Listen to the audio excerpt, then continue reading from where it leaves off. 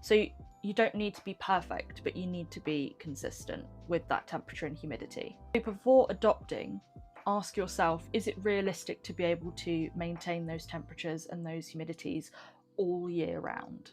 Am I able to measure the humidity properly? And do I understand how often the species that I have picked will need misting? And I know that these things aren't really difficult, it's more common sense, but they require intention. Like, you need to make sure that you can fulfill that in order for your spider to thrive. So if you don't enjoy having to check things a couple of times a day to make sure that the humidity and the temperature is right, then I would say this isn't for you.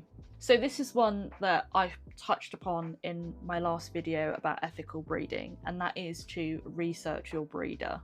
Because in my opinion, where your spider comes from matters. It really, really does. So myself as a breeder, I will never try and rush a sale.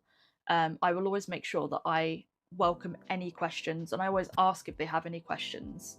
If they're trying to rush a sale,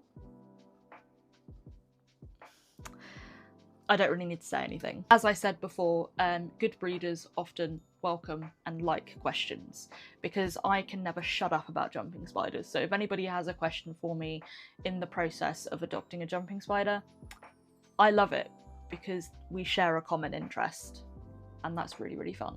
So I think it's important to go over questions that you can ask your breeder, because not only does it show interest, but it shows that you're willing to take the steps needed to look after the spider that you are purchasing, and a respectable breeder will love that.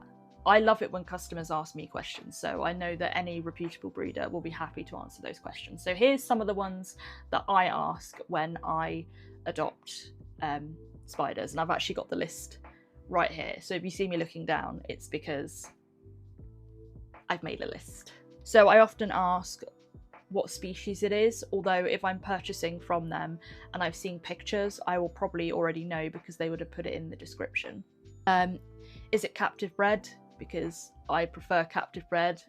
Given my last video, I'm not a fan of wild caught at all. What instar they are, because you want to know how many molts that they've had.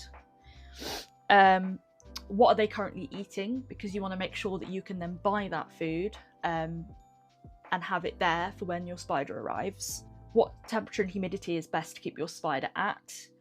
When did it last molt? Because if you want to keep track of the molts, that's a question that you're going to want to ask. And do you offer aftercare support? So if you have any other questions, can I come back to you? Because one thing that I always say to customers